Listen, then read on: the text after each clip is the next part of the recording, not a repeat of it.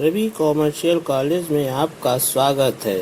अगर यह वीडियो आपको पसंद आए तो लाइक करें और सब्सक्राइब करें तथा अपने दोस्तों में ज़्यादा से ज़्यादा शेयर करें।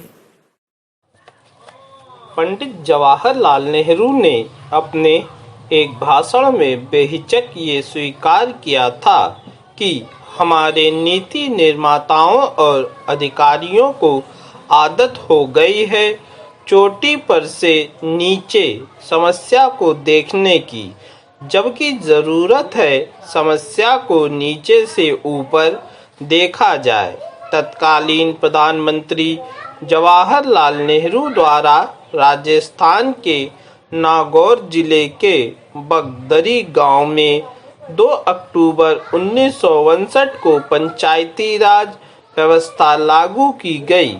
इसके बाद धीरे धीरे पूरे भारत में इस प्रणाली को अपनाया गया, लेकिन इसको आशानुरूप सफलता नहीं मिली, क्योंकि धन के लिए राज्यों पर आश्रित होने और संस्थान के अन्य सदस्यों के बीच मतभेद की समस्याएं थीं।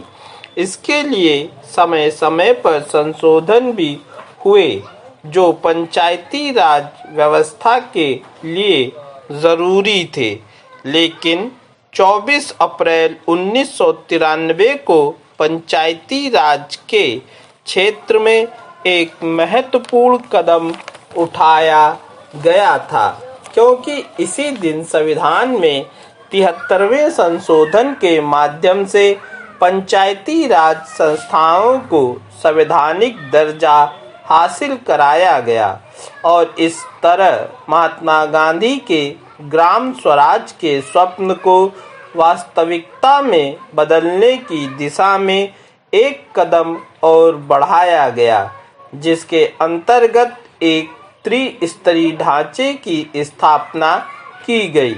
ये संशोधन अशोक मेहता समिति की सिफारिशों के अनुरूप था, जिसके अंतर्गत ग्राम स्तर पर ग्राम सभा की स्थापना की प्रस्तावना की गई थी और ये भी सुनिश्चित किया गया कि हर 5 साल में पंचायतों के नियमित चुनाव होंगे और इस तरह के कई अन्य महत्वपूर्ण सुझाव भी थे, जिसने इस संस्था को मजबूती प्रदान की। 73वें और 74वें संविधान संशोधन ने पंचायती राज और नगर पालिकाओं को संवैधानिक दर्जा प्रदान किया।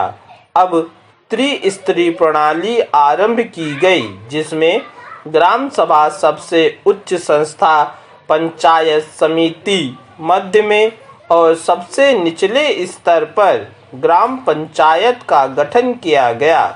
भारतीय लोकतांत्रिक संरचना में शासन के तीसरे स्थानीय स्तर पर पंचायती राज प्रणाली में ग्राम सभा प्रत्यक्ष लोकतंत्र का प्रतीक है, जिसमें अपेक्षा की गई थी कि स्थानीय जनसहभागिता के माध्यम से गांवों का विकास किया जाएगा। ग्राम पंचायतों और ग्राम सभा के बीच वही संबंध होगा जो मंत्रिमंडल और विधानसभा का होता है। 73वें संविधान संशोधन में जमीनी स्तर पर जन संसद के रूप में ऐसी सशक्त ग्राम सभा की परिकल्पना की गई है, जिसके प्रति ग्राम पंचायत जवाबदेह हो। इस सुधारों के दौर से गुजरती हुई पंचायती राज व्यवस्था मुकम्मल अवस्था में पहुंच गई। हम सभी जानते हैं, खेती किसानी भारतीय अर्थव्यवस्था की नींव है और किसानों की उसमें महत्वपूर्ण भूमिका होती है।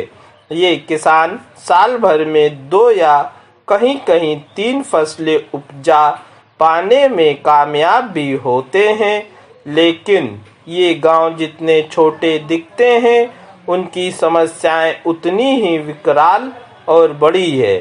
जैसा कि पहले की बताया, गरीबी, अशिक्षा, भुखमरी, बाढ़ या सुखाड़, खराब स्वास्थ्य सेवाओं से हमारे गांव लंबे समय तक बेहाल रहे, ऐसा नहीं है। पूर्ण विराम।